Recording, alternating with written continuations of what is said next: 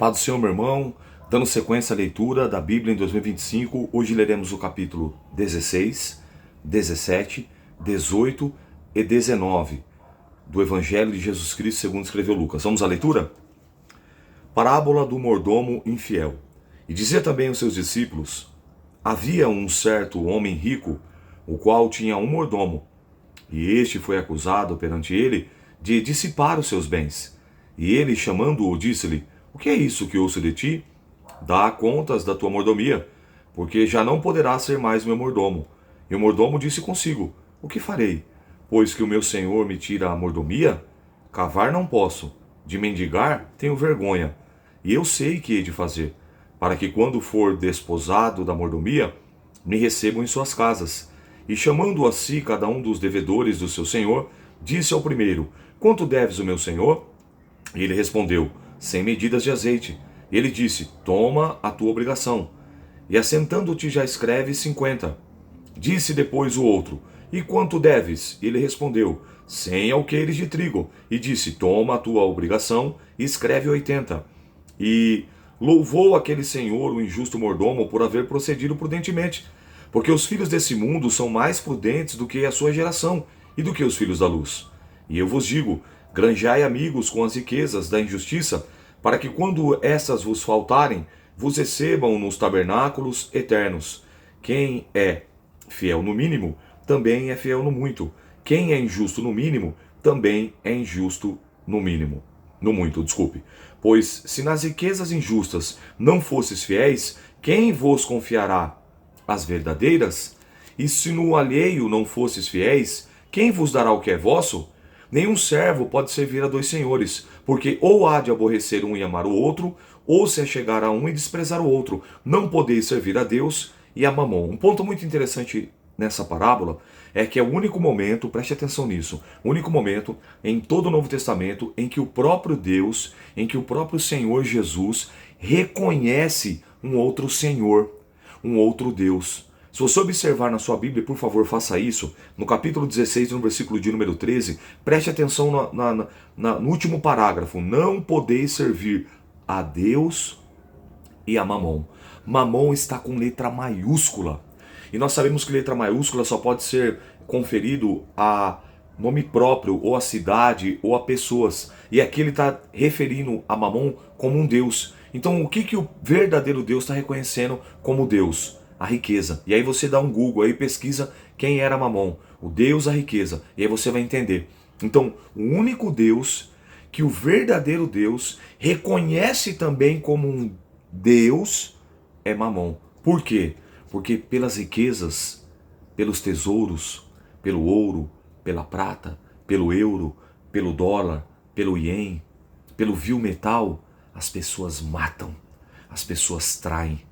As pessoas deixam de falar umas com as outras. As pessoas sequestram. As pessoas roubam. Pelo dinheiro, as pessoas vendem a sua alma, o seu espírito ao inimigo adversário das nossas almas. Então, é o único Deus, que o verdadeiro Deus, é o único Senhor, que o verdadeiro Senhor reconhece como sendo um outro Senhor. E você?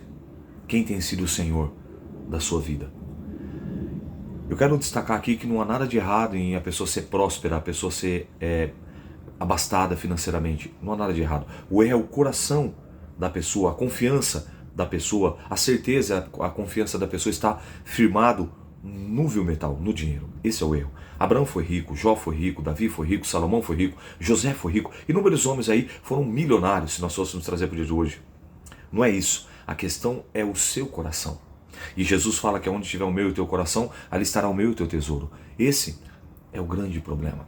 Essa é a grande questão. Então ele tá frisando aqui. Não tem como você servir a dois senhores. Quem está ocupando o espaço lá no teu coração? Entendeu isso? E Ageu capítulo 2, versículo 8 diz que assim diz o Senhor dos Exércitos: minha é a prata, meu é o ouro. Assim diz o Senhor dos Exércitos. Ele é dono do ouro, ele é dono da prata. Então quando você prioriza o rei do reino e o reino de Deus, as coisas que você anseia, as coisas que você necessita, as coisas que você precisa, as coisas que você carece, certamente ele vai acrescentar. Então pense nisso. Quem tem sido o Senhor? Porque é um trecho muito interessante aqui, que eu vejo nas igrejas, você já levantou sua mão, aceitou Jesus como seu único, suficiente, exclusivo e eterno Salvador, amém? Eu quero acreditar que sim, se não, faça isso. Só que você não pode apenas parar por aí. Você não pode aceitá-lo como seu único, suficiente, exclusivo e eterno Salvador. Você precisa tê-lo como seu Senhor da sua vida. O Senhor é meu pastor, você não fala isso e nada me faltará, mas Ele tem sido o Senhor da sua vida, Senhor dos seus pensamentos, Senhor das suas ações.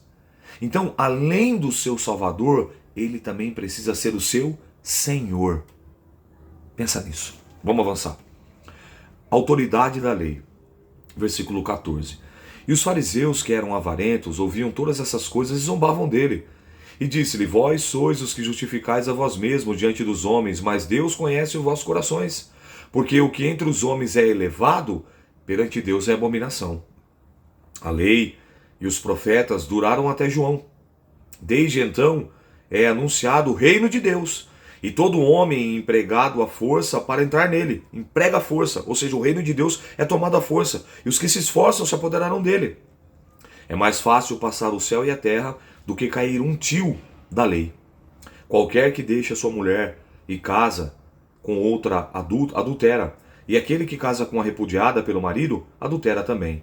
A parábola do rico Lázaro. Ora, havia um homem rico que vestia-se de púrpura de linha finíssimo, e vivia todos os dias da sua vida regalada e esplendidamente. Havia também um certo mendigo chamado Lázaro, que jazia cheio de chagas à porta daquele, e que desejava alimentar-se com as migalhas que caíam da mesa do rico. E os próprios cães vinham lamber-lhe as chagas. E aconteceu que o mendigo morreu e foi levado pelos anjos para o seio de Abraão. E morreu também o rico e foi sepultado no Hades. Ergueu os olhos e, estando em tormentos, viu ao longe Abraão e Lázaro no seu seio. E, chamando, disse: Pai Abraão, tem misericórdia de mim, e manda Lázaro que molhe na água a ponta do seu dedo e me refresque a língua, porque estou atormentado nessa chama. Disse, porém, Abraão: Filho, lembra-te que recebeste os teus bens na tua vida, e Lázaro somente males. Agora este é consolado, e tu atormentado. Além disso, está posto um grande abismo entre nós e vós, de sorte que os que quiserem passar daqui não vos poderiam, nem tampouco os que estão de lá passar para cá. E disse-lhe: Rogo-te, pois, ó Pai, que mandes a casa de meu pai, pois tenho 5 irmãos, para que lhe dês testemunho, a fim de que não venham também para esse lugar de tormento. Disse-lhe Abraão: Eles têm Moisés e os profetas, ouçam-no.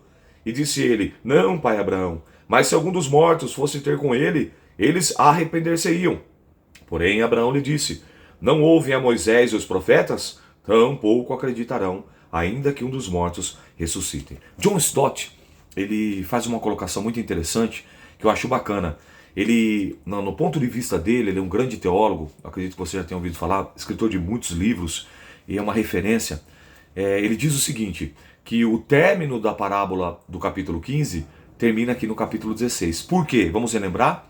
No capítulo 15, a primeira parábola foi das 99 ovelhas, e eles deixam as 99 no deserto e vai em busca de uma, ok? 1%. A segunda parábola é das dracmas. A mulher tem 10, perde uma, varre, acha, até que acha, encontra 10%.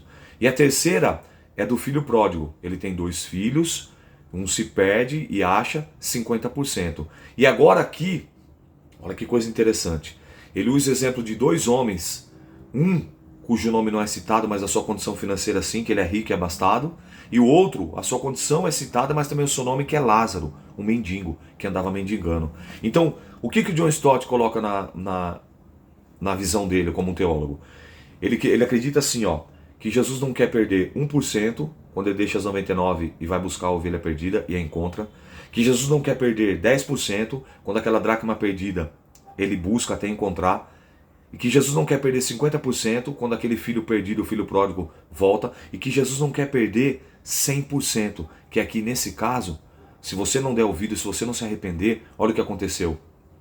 Um foi salvo nessa parábola, nessa história, e o outro condenado, sentenciado. E então a base disso aqui é: o meu e o teu amor não pode estar na riqueza, não pode estar no ter, no possuir, mas sim no ser humano, no ser humilde, no ser fiel, no ser leal, no ser verdadeiro, no ser simples, no ser humano, no relacionamento com as pessoas, com o seu pai, com os filhos, com o Espírito Santo, com os seus líderes, com o seu cônjuge, com os seus filhos. Ele envolve tudo isso no relacionamento e baseado em uma palavra: arrependimento. Porque observa que aqui agora aquele que está lá no Hades, que no caso era o rico, ele se arrepende, só que aí já é tarde demais, já é muito tarde. Quando ele está no inferno, no Hades aqui, no lugar de chama, como ele mesmo fala, no lugar de tormento, ele já está sentenciado, porque é aqui, em vida, que nós iremos determinar aonde nós iremos passar a nossa eternidade. Alguns com Cristo, com os anjos e com os salvos, muitos, milhares, infelizmente, centenas de milhares, no Hades, no Sheol, no Tartaro, no Guiena, ou seja, no lago de fogo e enxofre, a saber, a segunda morte. E por que Deus é carrasco? Não. Mateus 25:41 foi bem claro. Esse local ele foi preparado para o diabo e os seus anjos. Porém, todo aquele que o negar diante dos homens, todo aquele que o negar diante dos homens aqui na terra, quando o Senhor vier, ele também serão negados diante do seu Pai e dos santos anjos que estão no céu. Então é aqui que vai determinar, nesse breve período de tempo, onde Tiago diz que a nossa vida é um vapor, onde Isaías escreve e Pedro ratifica, dizendo que a nossa vida é como a flor da erva. Seca-se a erva, murcha-se a flor, foi-se a vida. Ainda o Isaías diz que a nossa vida é como um conto ligeiro, que os nossos anos passam rapidamente. A nossa vida aqui se define em 70, 80, alguns pela robustez chegam até 100 anos, 110, mas não se compara com a eternidade. E é isso que ele está falando nesse capítulo 15 e nesse capítulo 16. Aquieta o teu coração. Aonde você tem que colocar o teu coração? Quais têm sido as suas prioridades? Louco! Ele olha quanto exemplo ele cita aqui. Louco! Esta noite te pedirão a tua alma, o que tem preparado? Para quem? Para onde você vai? Pensa nisso. Reflete sobre isso, porque Deus a todo momento, a todo instante, Ele tem usado aí sinais, prodígios, olha o que está acontecendo na nossa realidade. Em pleno século XXI, uma guerra na Ucrânia que já dura mais de 2 anos. Em pleno século XXI, 15 meses de guerra lá em Israel, na Palestina e outros países ali. Em pleno século XXI, a pandemia que nunca aconteceu em toda a história do globo terrestre. São sinais da volta de Papai do Céu. Não brinque com a sua salvação. Não brinque com a sua eternidade, porque é você que vai definir aonde você irá passar a sua eternidade. E depois não adianta chorar, depois não adianta lamentar, tarde demais. Por isso que o primeiro requisito que Jesus fala: aquele que quiser vir após mim, negue-se a si mesmo, renuncie a si mesmo, tome a sua cruz e siga-me. Reflita sobre isso, pois isso é muito sério. Iniciamos então agora o capítulo... Deixa eu ver aqui certinho para não dar nada errado. É isso mesmo, capítulo 17. Acerca dos escândalos, do perdão e do poder da fé e dos servos inúteis. E disse aos discípulos: é impossível que não venham os escândalos, mas ai daqueles por quem viera. Melhor lhe fora que lhe pusesse no pescoço uma mó de atafona, ou seja, uma pedra de moinho, e fosse lançado ao mar, do que fazer tropeçar um desses pequeninos. Olhai por vós mesmos. E se seu irmão pecar contra ti, repreende-o. E se ele se arrepender, perdoa-lhe. E se pecar contra ti até 7 vezes no dia, 7 vezes no dia vier até contigo, dizendo: arrependo-me, perdoa. Disseram então os apóstolos: Senhor, acrescenta-nos a fé. E disse o Senhor: se tivesses fé, como um grão de mostarda, direis a essa moreira: desarraiga-te daqui e planta-te no mar, e ela vos obedeceria. E qual de vós terá um servo que lavrar ou apacentar o gado, a quem voltando aquele do campo diga: chega-te, assenta-te à mesa? E não lhe diga antes: prepara-me a ceia, cinge-te e serve-me, até que venha comida e bebido, depois tu comerás e beberás tu? Porventura dá graças ao teu servo porque fez o que lhe foi mandado? Creio que não. Assim também vós, quando fizerdes tudo o que vos for mandado, dizei: somos servos inúteis porque fizemos somente o que devíamos fazer. Ponto interessante aqui dessa passagem é que ele diz assim também. Lembra que eu falei para você acerca do cano, acerca da água? Lembra que eu falei? Então, é muito importante você entender aqui num detalhe. Esse ponto aqui é aquele também dos homens, das mulheres. Ou seja, Deus fala: ó, ai por meio de quem venha os escândalos. Olha o exemplo que ele usa. Melhor você amarrar uma pedra de moinho e se lançar no mar. Segundo a ciência, uma das mortes mais agonizantes, uma das mortes mais sofridas que tem é por queimadura e por afogamento. Por quê? Porque você agoniza. Você não é uma morte instantânea, tipo como uma bala que atravessa o seu coração ou o seu cérebro. É uma morte que você vai agonizando, você vai sentindo aquela dor, aquela angústia, aquela ânsia. Não é uma morte instantânea, você vai até que você entre em óbito e perca a sua vida. E Jesus fala que é melhor morrer com essa morte, no caso aqui por afogamento, do que fazer um dos pequeninos tropeçar.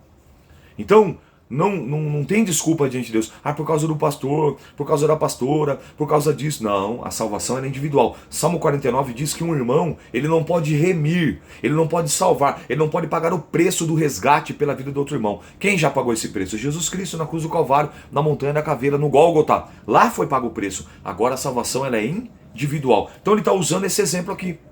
E aí ele diz assim, que nós como servos inúteis, e para ser servo inútil, precisa fazer tudo o que foi mandado. Eu, por exemplo, ainda não sou um servo inútil. Por quê? Eu não fiz tudo o que foi mandado.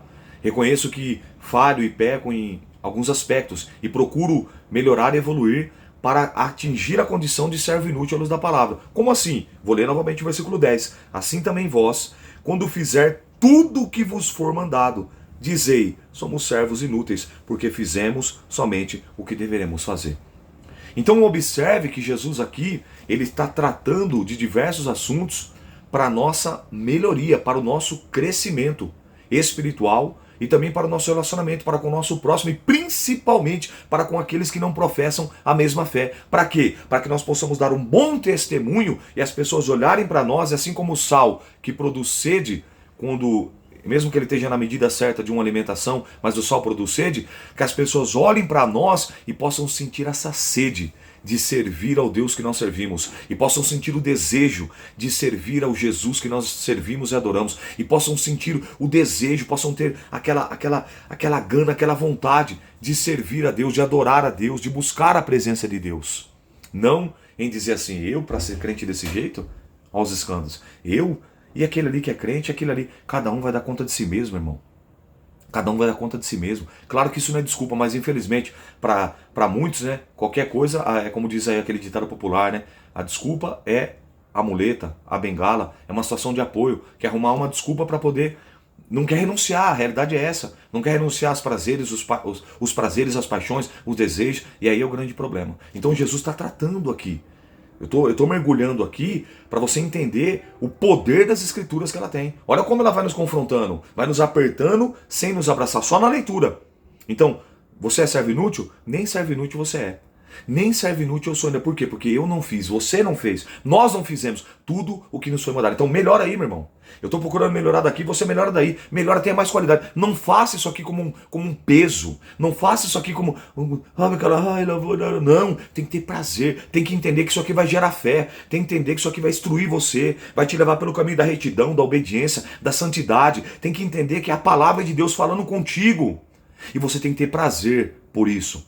Não apenas cumprimento de tabela, não apenas por uma obrigação, algo pesaroso como se tivesse uma bola de ferro no seu calcanhar, no seu tornozelo, e você vem arrastados aos troncos e barrancos. Não, tem que se alegrar. Hoje é o dia de mais uma leitura, hoje eu vou aprender um pouco mais uma porção acerca da palavra de Deus, acerca da vontade de Deus, a qual eu sei na Bíblia que ela é boa, perfeita, agradável e soberana para com a minha vida, para com a minha casa e para com a minha família.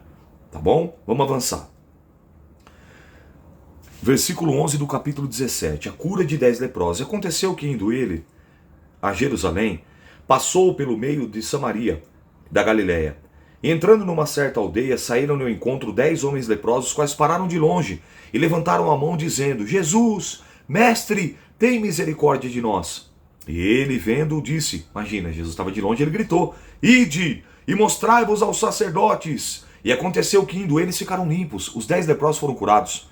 E um deles, vendo que estava são, voltou glorificando a Deus em alta voz, e caiu aos seus pés com o rosto em terra, dando-lhe graça, e esse era samaritano. E respondeu Jesus e disse, não foram os 10 os limpos? E onde estão os 9? E não houve quem voltassem para dar glória a Deus, senão esse estrangeiro. E disse-lhe, Jesus, levanta-te, vai, a tua fé te salvou. Olha que coisa fantástica, como eu falei que nós não podemos colocar Deus numa caixinha. Olha como é que Jesus cura esses 10 leprosos. Lembra aquele outro que desceu do monte, lá em Mateus capítulo 8? ele tocou nele e falou: quero, seja limpo. Mas esse aqui, ele gritou: ide e mostrai ao sumo sacerdote.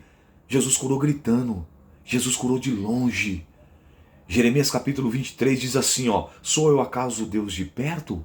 Não sou eu Deus de perto e também Deus de longe?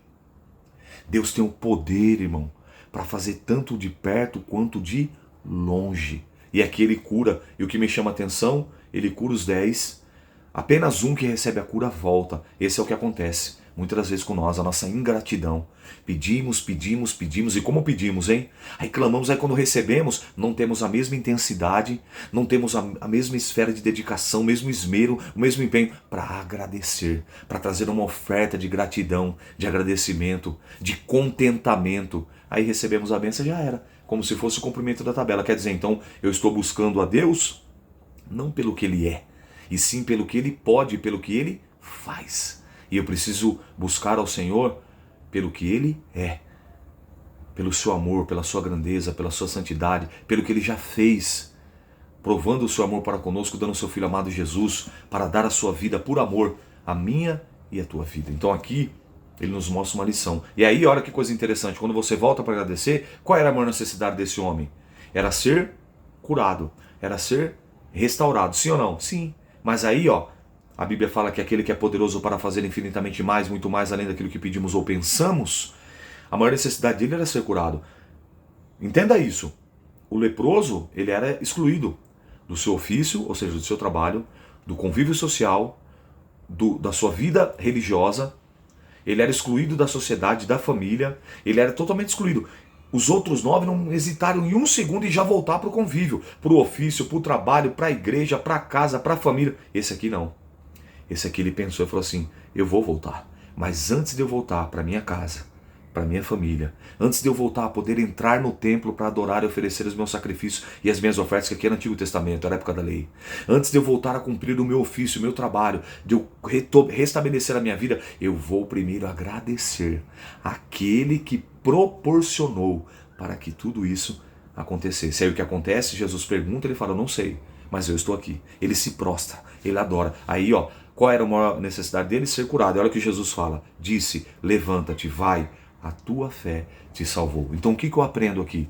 Além da cura, ele foi salvo. Seja mais grato, seja mais agradecido. Na mesma intensidade, tanto quanto você pede, você busca, você bate, você insiste, você persiste, você faz beicinho, você questiona. Quando aquilo acontecer, vá também na mesma intensidade e agradeça. Chore, se proste, agradeça, glorifique a Deus. Amém? Vamos seguir. Leitura boa, hein? Capítulo 17, versículo 20. A vinda súbita do reino de Deus. E interrogado pelos fariseus sobre quando havia de vir o reino de Deus, respondendo-lhe e disse: o reino de Deus vem com a aparência exterior. Não vem com a aparência exterior, desculpe. Nem dirão ei-lo aqui ou ei-lo ali, porque eis que o reino de Deus está entre vós. E disse aos discípulos: dias virão em que desejareis ver uns dias do Filho do Homem, e não vereis. E dir-vos-ão: ei-lo aqui ou ei-lo ali. Não vades, nem o sigais, porque como um relâmpago que ilumina desde uma extremidade inferior do céu até a outra extremidade, assim será também a vinda do Filho do Homem no seu dia. Mas primeiro convém que ele padeça muito, seja reprovado por essa geração. E como aconteceu nos dias de Noé, assim será também nos dias do Filho do Homem. Comiam, bebiam, casavam-se e davam-se em casamento, até um dia em que Noé entrou na arca e veio o dilúvio e o consumiu a todos. Como também da mesma maneira aconteceu nos dias de Ló. Comiam, bebiam, compravam, vendiam, plantavam e edificavam. Mas, no dia em que Ló saiu de Sodoma, choveu do céu fogo e enxofre, e consumiu a todos. Assim será no dia em que o Filho do Homem se há de manifestar. Naquele dia, em que estiver no telhado, tendo suas alfaias em casa, não desça para tomá-las. E da mesma sorte, o que estiver num campo, não volte para trás. Lembrai-vos da mulher de Ló. Ou seja, não olhe para trás. Qualquer que procurar salvar a sua vida, perdê-la-á. E qualquer que perder, salvá-la-á. Digo-vos que naquele dia, naquela noite, estando dois numa cama, um será tomado e o outro será deixado. Duas estarão juntas moendo, uma será tomada e a outra será deixada. Dois estarão no campo, um será tomado e o outro será deixado. E respondendo disse-lhe, onde, Senhor? E ele disse, onde estiver o corpo, aí se ajuntarão as águias. Capítulo 18, a parábola do juiz iníquo. E contou-lhes também uma parábola sobre o dever de orar sempre e nunca desfalecer. O dever de orar sempre e nunca desfalecer. O dever de orar sempre e nunca desfalecer. O dever de orar sempre e nunca desfalecer. Aleluia! Dizendo, havia numa cidade um certo juiz, que nem a Deus temia e nem respeitava o homem. Havia também naquela mesma cidade uma certa viúva, e ia ter com ele dizendo, faz-me justiça contra o meu adversário. E por algum tempo não quis, mas depois disse consigo, ainda que não temo a Deus e nem respeito aos homens, todavia como essa viúva me molesta, hei de fazer justiça, para que enfim não volte e me importune muito. E disse o Senhor, ouvi o que diz o injusto juiz. Deus não fará justiça aos seus escolhidos, que clamam a ele de dia e de noite, ainda que tardio para com eles, digo-vos que depressa lhe fará justiça. Quando, porém, vier o Filho do Homem, porventura achará fé na terra? Olha aqui o que Deus está falando para mim e para você. Para nós perseverarmos, para nós insistirmos, para nós batermos, para nós orarmos, para nós clamarmos, para nós rogarmos, para nós implorarmos, para nós nos humilharmos por meio e através da oração. Insistentemente, persistentemente, constantemente, diariamente, noturnamente, na madrugada, a todo instante, a todo momento, de pé, sentado, acordado, na madrugada, ajoelhado, buscando, pedindo e batendo. Digo-vos que depressa lhe fará justiça. Quando, porém, vier o Filho do Homem, porventura achará fé na terra? E contou-lhes uma parábola sobre o dever de orar sempre e nunca desfalecer. É por isso que eu sou contra a motivação. Observa a leitura aí. Você vê, hoje nós estamos no 19º e já pessoas já abandonaram. Começou, ó, a milhão. Eu vou até o final. 19 dias apenas. 19º dia. Olha, de 365 dias... No 19º, já pararam antes. Tá vendo? Isso é motivação. Fogo de palha. Mas a disciplina não. Você vai, uns dias um pouco mais, um dia um pouco menos, mas você vai. Você vai, caminhando. E é assim que nós estamos. Como eu costumo dizer, no passo do gado. Passos curtos, porém passos firmes. Passos curtos, porém passos firmes. Versículo 9. A parábola do fariseu e do publicano. E disse também essa parábola a uns que confiavam em si mesmo, crendo que eram mais justos e desprezavam os outros. Dois homens subiam ao templo a orar, um fariseu e o outro publicano. Fariseu, a palavra fariseu significa separado. Era a seita dos religiosos da época que fazia parte, a grande maioria, compunha o sinédrio. Publicano eram os cobradores de impostos, que prestavam serviço a Roma. A grande maioria judeus, eram considerados como traidores, como X9s, eram malquíssimos mais vistos. E os publicanos tinham que andar com a guarda pretoriana, com a guarda romana, para protegê-los, senão a multidão podia pegar e espancá-lo, ou os zelotes vinham e matavam no punhal. Então essas duas classes subiram para orar.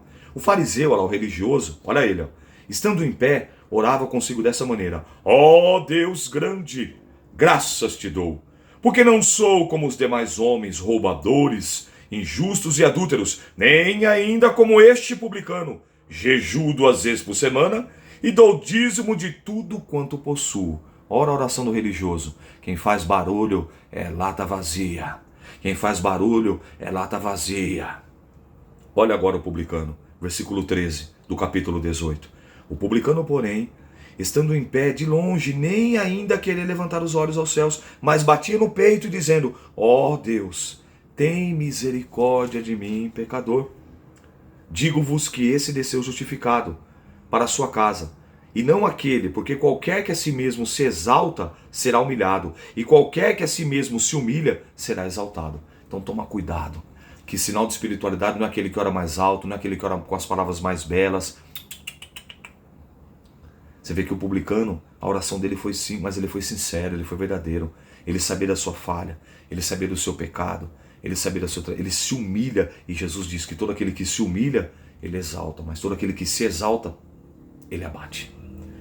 Jesus abençoou os meninos, e traziam-lhe também meninos para que lhe tocasse. Os discípulos, vendo isso, repreendiam-nos. Mas Jesus, chamando para si, disse: deixai vir a mim os meninos, e não os impeçais, porque dos tais é o reino de Deus. Em verdade vos digo que qualquer que não recebe o reino de Deus como menino não entrará nele. O que Jesus está falando aqui? A simplicidade de uma criança. Por exemplo, já viu criança? Se você tem filho ou filha, ou se você é tio ou tia, ou avô, avó, enfim, ou pai ou mãe, você observa, às vezes você como pai ou como mãe, ou como tio ou como tia, ou como professor, ou como professora, você repreende aquela criança, na hora ela tá assim, às vezes ela pode até chorar, mas passa um instante, lá tá ele de novo, tia, mãe, pai, ou quando eles brigam entre si, daqui a pouco eles, cada um para um lado, daqui a pouco eles já estão lá novamente. É isso que Jesus está falando. Nós temos que ter essa sinceridade, essa pureza no nosso coração para não guardar mágoa, para não guardar rancor, para não guardar ressentimentos, para não ficar maquinando, mas liberar o perdão. O ato de perdoar não é você esquecer, porque é difícil, tem coisas que são difíceis de esquecer, mas é toda vez que você se lembrar, ou toda vez que aquela situação vier à tua memória, não sentir aquela dor, sabe? Não sentir aquela sensação. Aí sim você vai entender se de fato você liberou o perdão, ou se tem alguma coisinha aí. Por isso que Jesus fala em Mateus 5,23, quando trouxeres a tua oferta no altar e aí te lembrares, você se lembrar que o teu irmão tem alguma coisa contra ti, deixa primeiro a tua oferta no altar, vai, reconcilia-te primeiro com ele, depois vem e oferece a tua oferta. Entendeu? É isso que Jesus está falando. O mancebo de qualidade. Perguntou-lhe um certo príncipe, dizendo, bom mestre, o que hei de fazer para herdar a vida eterna? Jesus disse, por que me chamas bom? Ninguém é bom senão um que é Deus. Sabe os mandamentos? Não adulterarás, não matarás, não furtarás, não dirás falso testemunho, honra teu pai e tua mãe. E disse ele, todas essas coisas tenho observado desde a minha mocidade. E quando Jesus ouviu isso, disse, ainda te falta uma coisa, vende tudo quanto tens, reparte pelos pobres, e terás um tesouro no céu e vem e segue-me. Mas ele ouvindo isso ficou muito triste, porque era muito rico. E vendo Jesus que ele ficara muito triste, disse, quão dificilmente entrará no reino de Deus que tem riquezas, porque é mais fácil entrar um camelo pelo fundo de uma agulha do que entrar um rico no reino de Deus. E os que ouviram isso disseram, logo quem pode salvar-se? Mas ele respondeu e disse, as coisas que são impossíveis aos homens são possíveis a Deus. E disse Pedro, eis que nós tudo deixamos e te seguimos. E ele lhe disse, na verdade vos digo que ninguém há que tenha deixado casa, ou pais, ou irmãos, ou mulher, ou filhos, pelo reino de Deus, que não haja de receber muito nesse mundo e na vida eterna, e na vida vindoura, a vida eterna. Jesus anuncia a sua paixão. Paixão aqui é sofrimento, tá? E tomando consigo os 12, disse-lhe, eis que subimos a Jerusalém, e se cumprirá no Filho do Homem tudo o que pelos profetas foi escrito. Pois há de ser entregue a gentes, escarnecido, injuriado e cuspido, e havendo-o açoitado, matarão, e ao terceiro dia ressuscitará. E eles nada disso entendiam. Esta palavra lhe era encoberta, e não percebendo o que lhe dizia, o cego de Jericó. E aconteceu que, chegando ele perto de Jericó, estava um cego assentado junto do caminho mendigando. E ouvindo passar a multidão, perguntou o que era aquilo. E eles disseram, Jesus Nazareno que passava. Então clamou dizendo, Jesus, filho de Davi, tem misericórdia de mim. E os que iam passando repreendiam, dizendo, cala, fica quieto, para que ele se calasse. Mas ele clamava ainda mais alto, filho de Davi, tem misericórdia de mim. Então Jesus, parando, mandou-lhe que lhe trouxeram. E chegaram a ele e perguntou, e disse, o que queres que eu te faça? Ele disse, Senhor, que eu veja.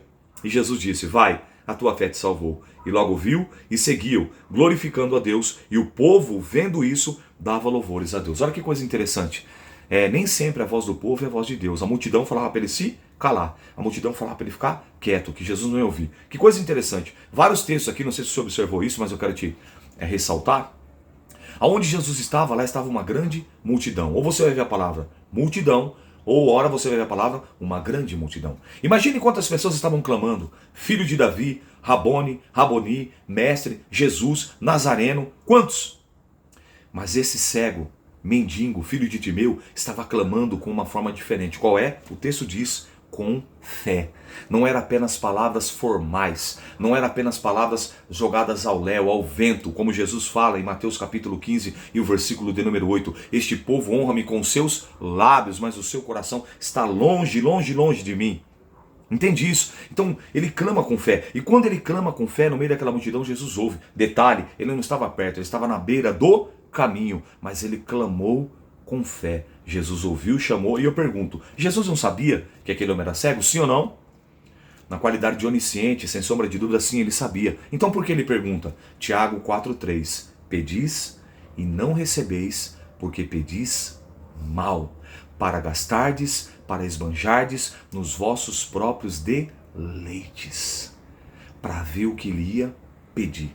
Claro que Jesus sabia que aquele homem era cego, mas então Jesus pergunta para quê? Primeiro, para dar uma grande lição para aquela multidão e também para mim e para você que está acompanhando essa leitura da Bíblia no ano de 2025. Não importa a multidão, Deus conhece a sua, a minha voz. Você é único, com uma impressão digital única, Ele sabe, Ele conhece você, Ele conhece a mim, desde o ventre da nossa saudosa, da nossa querida mamãe. Se você tiver ela com vida aí, como eu falo saudosa, porque a minha já não está mais entre nós, está na glória com o papai. Ele conhece você. Ele conhece a tua voz. E ele clamava, ele gritava com fé. Então clame, então grite. A tua oração, o teu clamor, a tua súplica, o teu rogo, a tua deprecação, o teu jejum, não é em vão. E aí então, ele não parou. Mesmo que as pessoas mandavam ele parar, mesmo que o marido mande você parar, mesmo que a esposa mande você parar, mesmo que as circunstâncias sejam contrárias para você parar, a adversidade, a luto, a escassez, não pare. Não pare. Ele continuou perseverando e ele falava mais alto ainda. E aí Jesus para e chama, e aí Jesus pergunta para ele, sabendo qual era a maior necessidade. E aí mais uma vez, olha que coisa linda, além dele receber a cura, no caso de ter a sua visão, ele também recebe a sua salvação. Vai, a tua fé te salvou. E logo viu e seguia glorificando a Deus, e todo o povo vendo isto, dava louvores a Deus. O mesmo que mandaram ele se calar, os mesmos que mandaram ele ficar quieto, os mesmos que mandaram são os mesmos que depois falam, levanta-te, tem bom ânimo, o mestre chama. São os mesmos que depois falam, oh, que Deus maravilhoso, olha a obra que Deus fez na vida do Timeu, olha a obra que Deus fez na vida do mendigo. É assim que eles vão fazer. Já tem feito, aliás, na minha vida e vão fazer na sua. Olha o que Deus fez na vida dele, olha o que Deus fez na vida. Mas quando? Quando você não parar, quando você não desistir, quando você não desanimar, quando você perceber, mesmo que a situação seja totalmente contrária, mesmo que as pessoas te mandem parar ou calar, mas você faz como esse homem, que tinha toda a sua situação adversa, todos um cenário contrário, tudo era contrário, mas ele continuou clamando, ele viu uma oportunidade, e essa oportunidade, ela foi agarrada com unhas e dentes, com as mãos, com os pés, ele abraçou aquela oportunidade, e ele não hesitou diante de Deus de saber pedir, eu quero enxergar, eu quero ver, eu quero a minha visão. E aí Jesus falou, pediu bem. Então, além da tua visão, eu vou te dar a tua salvação. E vamos entrar agora no capítulo 19 e concluir a leitura de hoje. Zaqueu publicano. Eu quero chamar a atenção para dois detalhes logo no início. Perceba que quando ele chega em Jericó, Jericó é uma cidade, era uma cidade amaldiçoada, tá? E depois nós vamos ver isso lá no Antigo Testamento. Quando ele entra na cidade amaldiçoada, ele cura o cego de Jericó e ele salva o cego de Jericó. Olha agora o texto do capítulo 19. Ó, aliás, aqui, né, chegando junto de Jericó, estava, ó, tendo Jesus, ó, entrado em Jericó, ia passando. Eis que ali havia um varão chamado Zaqueu, e esse era chefe publicano e era rico. Agora ele está passando, ele está saindo da cidade. Então na entrada, ele cura e salva. Olha agora na saída. Procurava ver quem era Jesus, Zaqueu, e não podia por causa da multidão, pois era grande a pequena estatura. Tá vendo? Sempre uma multidão cercando Jesus. E quando Jesus chegou àquele lugar, olhando para cima, viu e disse, Zaqueu, desce depressa. Ó, ele olhou para cima e viu Zaqueu. Desce depressa, porque hoje me convém pousar na tua casa. Olha os religiosos. E apressadamente desceu e recebeu gostoso, recebeu com alegria. Versículo 7. Vendo todos isso, murmuravam dizendo, que entrara para ser hóspede na casa de um homem pecador. Lembra que eu falei do publicano? Zaqueu, se não bastasse, ele não era apenas publicano, ele era chefe dos publicanos, ele tinha patente, ele tinha autonomia. Olha para você ver isso. E aí ele diz assim, ó, e levantando-se Zaqueu disse ao Senhor, Senhor, eis que dou aos pobres metade dos meus bens, e se de alguma coisa tenho defraudado alguém, restituo quadruplicado, ou seja, 4 vezes mais. Disse Jesus, hoje veio salvação a essa casa, pois também este é filho de Abraão, porque o Filho do Homem veio buscar e salvar o que se havia perdido. Então, grande lição na cidade amaldiçoada de Jericó, quando Jesus chega e ele encontra a fé. Quando Jesus chega, ele vê a atitude. Quando Jesus chega e ele vê um coração quebrantado, contrito, arrependido, o que ele faz? Além dele trazer a provisão, além dele trazer a resposta, além dele trazer a libertação, além dele trazer a cura, além dele trazer o milagre, ele traz salvação. Porque assim como ele curou e salvou o cego de Jericó na entrada da cidade amaldiçoada, na saída da cidade amaldiçoada, Jesus também liberta Zaqueu e salva Zaqueu. Então o que eu estou querendo dizer para você? Que não importa o ambiente, não importa o cenário, não importa se você mora num palácio ou se você mora num barraco na favela. Não importa se você está em liberdade ou se você está privado da sua liberdade numa penitenciária de segurança máxima, numa tranca, num castigo, numa inclusão, numa enfermaria, num seguro, num hospital, numa área de paciente paliativo. Não importa o cenário, o local onde você estiver. Quando Jesus entra, ele faz que a maldição se transforme em bênção. Mas quando? Quando ele encontra fé. Quando ele encontra um coração quebrantado, contrido, compungido, arrependido. Aí ele opera. Amém? Para a gente concluir essa leitura, a parábola dos 10 servos e das 10 minas. E ouvindo ele essas coisas, prosseguiu, e contou uma parábola, porque quando estava perto de Jerusalém, e cuidava que logo havia de manifestar o reino de Deus. E disse, pois, certo homem, nobre, partiu para uma terra remota, a fim de tomar para si um reino, e volta depois, e chamando 10 servos seus, deu-lhe 10 minas, e disse-lhe, negociai até que eu venha. Mas os seus concidadãos aborreceram, mandaram após ele embaixadores dizendo, não queremos que esse reine sobre nós. E aconteceu que, voltando ele depois de ter tomado o reino, disse-lhe que chamasse aqueles servos, a quem tinha dado dinheiro, para saber o que cada um tinha ganhado e negociado. E veio o primeiro dizendo, Senhor, a tua mina rendeu 10 minas. E ele disse, bem está, servo bom, porque no mínimo foste fiel, sobre 10 cidades terás autoridade.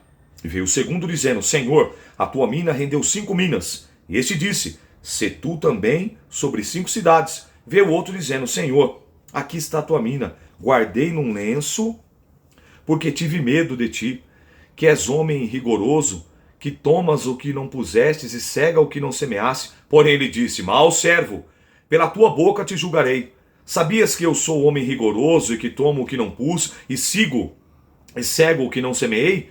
Por que não metesse, pois, o meu dinheiro no banco para que eu viesse o exigisse com juros? E disse ao que estava com ele, tirai a mina, dai ao que tem 10 minas. E disse-lhe o Senhor, esse tem 10 minas, pois eu vos digo que qualquer que tiver será tirado, mas o que não tiver, até o que lhe tem, será tirado. E quantos aqueles meus inimigos que não quiseram que eu reinasse sobre eles, trazei-vos aqui, matai-vos diante de mim. Essa parábola aqui está falando sobre a volta de Cristo. Essa parábola aqui está dizendo que quando Jesus voltar, você que está pensando que está passando batido aí, para cada ser humano, para cada homem, para cada mulher, Deus deu um dom, Deus deu uma aptidão. Não pense você que vai estar excusável, que vai estar desculpável diante de Deus. Deus vai requerer de você. Lembra que eu falei ao longo da leitura, você vai ver sempre falando sobre isso? O meu chamado é na área do ensino. Então o que eu procuro fazer? Me esforçar, me dedicar, me empenhar para procurar cada vez mais cumprir o meu chamado, a minha vocação, o meu talento, que quando Jesus voltar, o que você fez com o teu talento? Então vamos lá, o que eu fiz com o meu talento? Eu procurei ler a Bíblia, eu estou lendo, o meu objetivo pessoal é ler em vida pelo menos 100 vezes, estou caminhando para isso.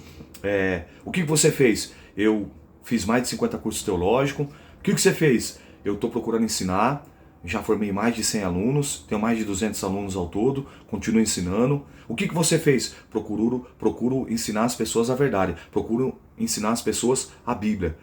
Como você se denomina? Como um bereano, aqueles que examinavam o que Paulo pregava, se era verdade ou se era mentira. Então o que eu espero ouvir de Deus?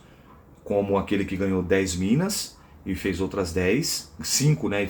E o outro fez 5 e fez outras 5, mas não quero como aquele que ganhou uma e enterrou o talento. Eu estou procurando me esforçar, eu estou procurando me empenhar. É fácil? Não, ele não falou que ia ser fácil. Muito pelo contrário, no mundo tereis aflições, mas tem de bom ânimo. Salmo 34, 19. Muitas são as aflições dos justos, mas o Senhor livra de todas. E você? O que está fazendo com o talento que Deus te deu? Pense nisso. A entrada triunfal de Jesus em Jerusalém. E dito isto, ia caminhando adiante e subindo para Jerusalém. E aconteceu que, chegando perto de Betfagé e de Betânia, ao monte chamado das Oliveiras, mandou 2 dos seus discípulos, dizendo, ide à aldeia, que está de fronte, e hei de entrar, e acharei preso um jumentinho, em que nenhum homem ainda se assentou, e soltai-o, e trazei-mo. E alguém vos perguntar, por que soltais? Assim direis, porque o Senhor é necessário.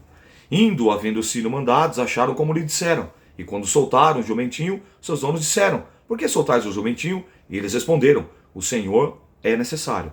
E trouxeram a Jesus, Lançando sobre o jumentinho seus vestidos, puseram em cima. E indo eles, estendiam o caminho, os seus vestidos. E eles diziam: quando já chega perto da descida do Monte das Oliveiras, toda a multidão dos discípulos, regozijando-se, começou a dar louvores a Deus em alta voz, por todas as maravilhas que tinham visto, dizendo: bendito o Rei que vem em nome do Senhor, paz no céu e glória nas alturas. E disseram-lhe entre a multidão alguns dos fariseus: mestre, repreende os seus discípulos.